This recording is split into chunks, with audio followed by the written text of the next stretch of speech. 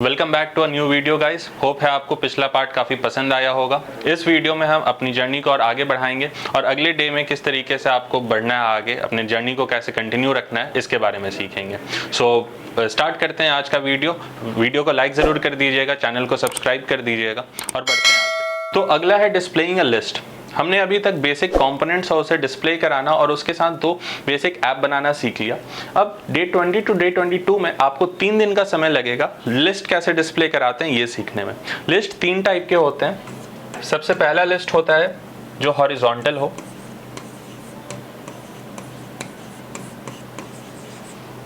Second होता है जो वर्टिकल लिस्ट हो,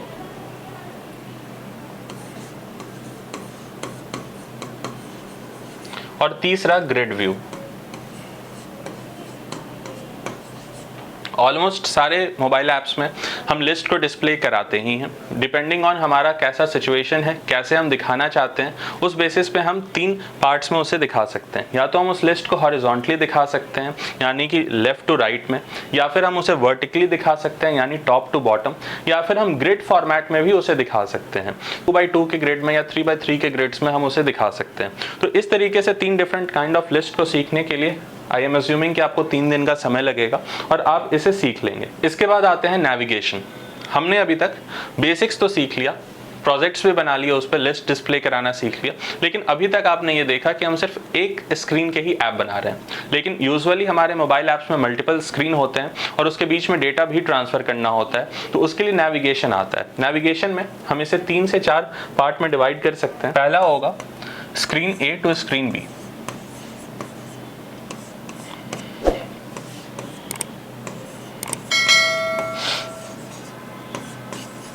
अपने मोबाइल ऐप के 2 डिफरेंट स्क्रीन्स के बीच में नेविगेट करना, ये आपका सबसे पहला कॉन्सेप्ट होना चाहिए। सेकंड, इसमें ही डेटा कैसे पास कर सकते हैं ये सीखना होगा। डेटा 2 टाइप के भी हो सकते हैं। पहला, सिंगल डेटा कैसे आप पास करेंगे 2 स्क्रीन्स के बीच में, और सेकंड, लिस्ट ऑफ डेटा कैसे आप पास कर सकते हैं। तो इसके लिए आपको 3 दिन का समय लगेगा और आप अच्छे तरीके से इस नेविगेशन को सीख लेंगे। पहला स्टेप होगा screen A to screen B जाना सीखें। सेकंड स्टेप होगा स्क्रीन ए और स्क्रीन बी के बीच में जब आप जा रहे हैं तो उसके साथ एक डेटा आप पास करें, like for example user name आप पास करें। और तीसरा तरीका होगा कि इसमें अब आप लिस्ट ऑफ डेटा पास करें, लाइक यूजर के नेम के साथ साथ ईमेल, उसका फोन नंबर, एज, इन सारे चीज़ों को ग्रुप अप करके फिर कैसे आप ए से बी में पास करें ये आप सीख लें। उसके बाद सेकंड स्टेप होगा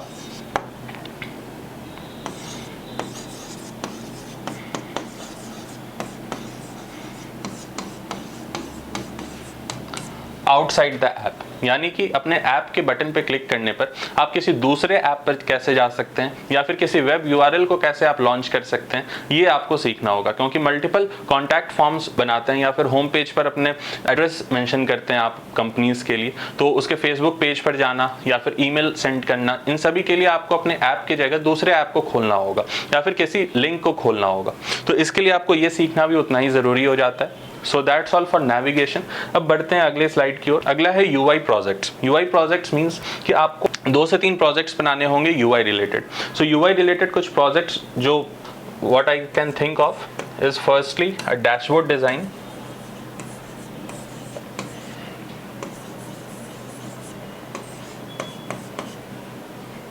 second will be authentication UI.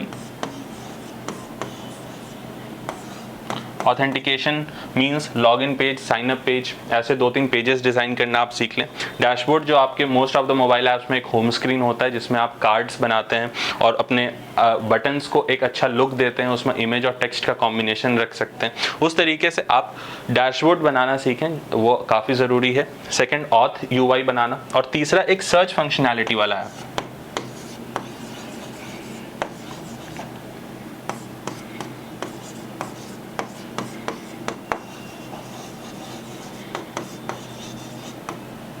Search functionality इसलिए ज़रूरी है क्योंकि आप e commerce platform, news app, अलग अलग टाइप के ऐप्स में या तो आप फॉलोअर लिस्ट सर्च करते हैं या फिर कोई चीज़ आप सर्च करते हैं, तो उसके लिए आपको एक लिस्ट में कैसे फ़िल्टर लगाना है और कैसे सर्च करना है किसी कीवर्ड को, ये सीखना होता है। तो इसलिए अभी तक आपने, क्योंकि आपने लिस्ट बनाना सीख लिया है, आपने विजिट्स अलग अलग सीख लिए बनाने, आपने अलग तरीके से नेविगेशन करना सीख लिया है।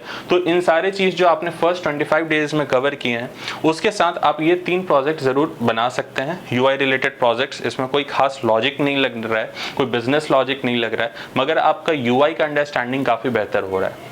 इसके बाद बढ़ते हैं नेक्स्ट स्लाइड की ओर। नेक्स्ट में है स्कैफोल्ड। हमारे मोबाइल ऐप्स में आपने देखा होगा top bar, bottom bar, snack bars. I would like कि आप थोड़ा सा यहाँ ध्यान दें और आप देखें कि कैसे हम इनका यूज़ करते हैं हमारे रेगुलर ऐप्स में। Starting with a top app बार।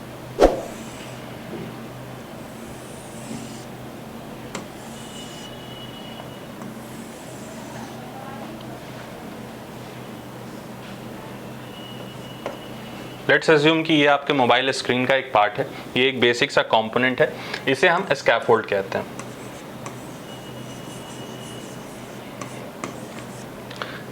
इसमें सबसे पहले आएंगे हम टॉप ऐप बार।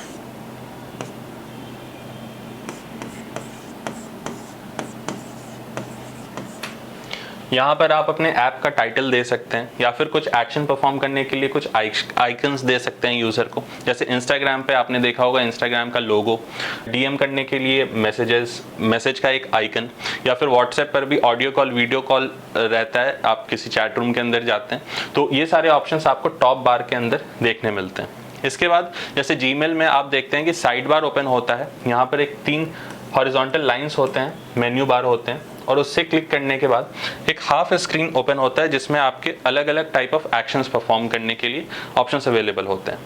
ये आप टॉप बार के अंदर आप सीख सकते हैं, टॉप बार बनाना और साथ में मेन्यू बार बनाना। इसके बाद सेकंड होता है बॉटम बार। इंस्टाग्राम में आपने देखा होगा 4-5 icons for reels, profile, notifications, search, explore section, तो उसके लिए आपको बॉटम बार बनाना सीखना होगा। उसके बाद तीसरा है व्हाट्सएप पर आप देखे होंगे कि जब आपको स्टेटस अपलोड करना होता है तो उसके लिए यहाँ पर गैलरी का ऑप्शन रहता है विद अ सर्कल, और इसे आप क्लिक करते ही आपकी गैलरी ओपन हो जाती है। आप इसमें कोई इमेज सेलेक्ट करते हैं और उसे फिर अपने स्टेटस पे अपलोड कर लेते हैं। तो ये सारा चीज़ जो है वो आपके स्कैफोल्ड का हिस्सा होता है। तो अपने मोबाइल ऐप्स में आप किस तरीके से इन 4-5 चीज़ों को बना सकते हैं ये आपको सीखना होगा। ये काफ़ी कॉम्प्लिकेटेड चीज़ है फॉर अ बिगनर, तो इसके लिए मैंने आपको ये 4 दिन का रोड मैप में यहाँ पर टाइम दिया है कि आप 4 दिन में इन सारी चीज़ों को 1 by 1 करते हुए सीख लें। इसके बाद आते हैं popups. For displaying a message और alert boxes in our mobile apps, popups के बारे में सीखना काफ़ी ज़रूरी है। सबसे पहला alert boxes and second dialogue boxes. इन 2 पॉपअप्स का इस्तेमाल करते हुए आप अपने यूज़र को अलर्ट मैसेजेस दिखा सकते हैं। फॉर एग्जांपल अगर उसने ऐप को डिलीट करना चाहा या फिर अपने अकाउंट को वो अगर डिलीट करना चाहता है तो आप उसे पहले एक पॉपअप दिखाते हैं जिसमें लिखा होता है are you sure you want to delete your account, और उसके बाद आप उसके अकाउंट को डिलीट कर देते हैं। तो इस तरीके से स्ट्रेट फॉरवर्ड मैसेजेस दिखाने के लिए और यूज़र से कुछ एक्शंस परफॉर्म करवाने के लिए हम अलर्ट बॉक्सेस का इस्तेमाल करते हैं। इसके साथ ही एक तीसरा पार्ट है बॉटम शीट्स।